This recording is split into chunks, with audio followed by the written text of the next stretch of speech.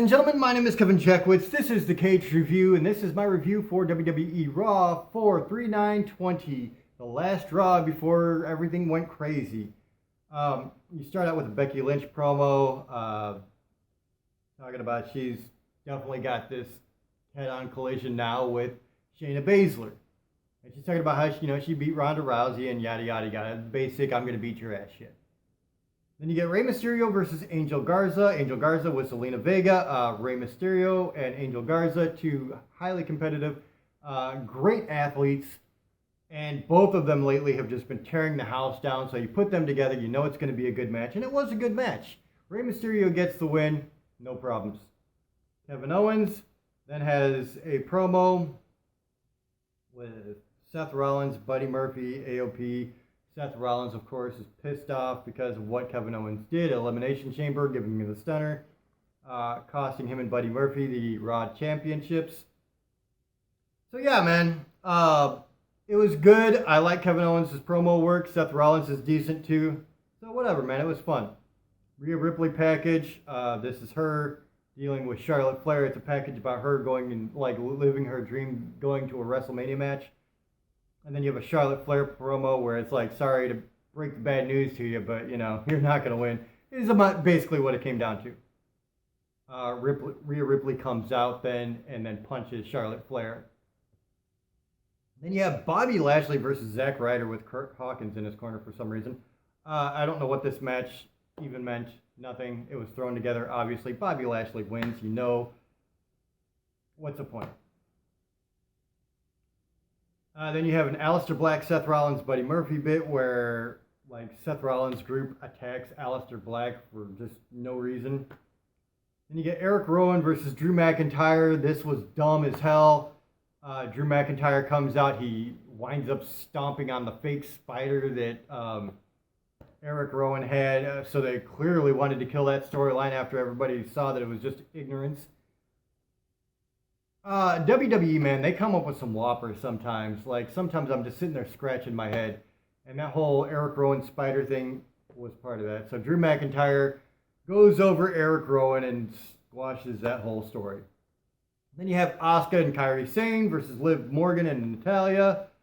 Asuka and Kairi Sane win. The match itself, alright.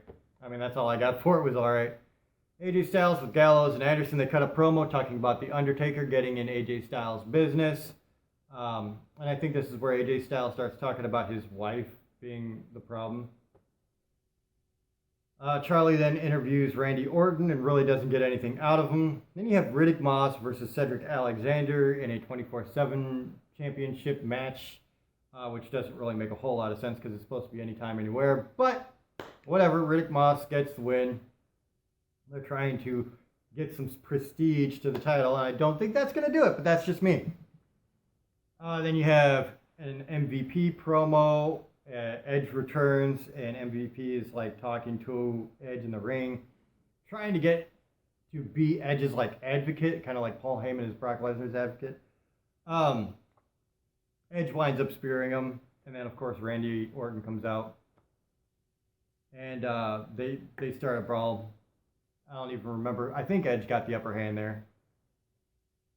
Then Charlie interviews Edge, and he says he wants to fight Randy Orton at WrestleMania, and I think this is where they announced the Last Man Standing match, or no holds barred, some shit like that. It's all the same match with a different name. And then you get Seth Rollins with Buddy Murphy, takes on Aleister Black.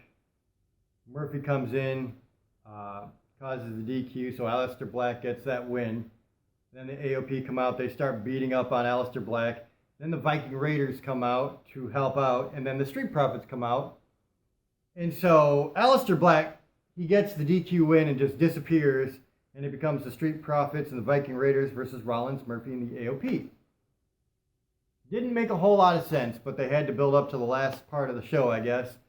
And so, of course, Kevin Owens gets involved. Seth Rollins, Buddy Murphy, and the AOP get the win. Kevin Owens comes out.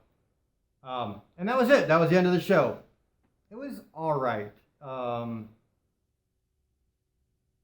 And honestly, I'm going to say below average because while I did like Rey Mysterio and Angel Garza, and they had a cool Rhea Ripley package and Charlotte Flair's decent at promos, Lashley Ryder didn't make any sense. Asuka, Kairi Sane, Liv Morgan, and Talia was there.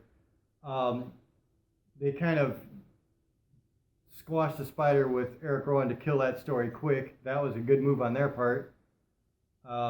Edge returns, but I wasn't a big fan of MVP, honestly.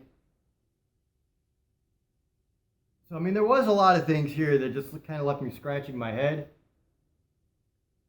So I'm going to give it a 4 out of 10, I think. I think I'm going to leave it at 4 out of 10. I think they have a lot of work to do, and especially now that things are the way they are. Like, all you have is your creativity to rely on. And WWE has shown that they just don't feel the need to get that creative anymore. So 4 out of 10, that's where I'm at. Let me know what you think in the comments. If you enjoyed this, hit the like button, subscribe, and share. My name is Kevin Jackowitz, Kaged Nation, out.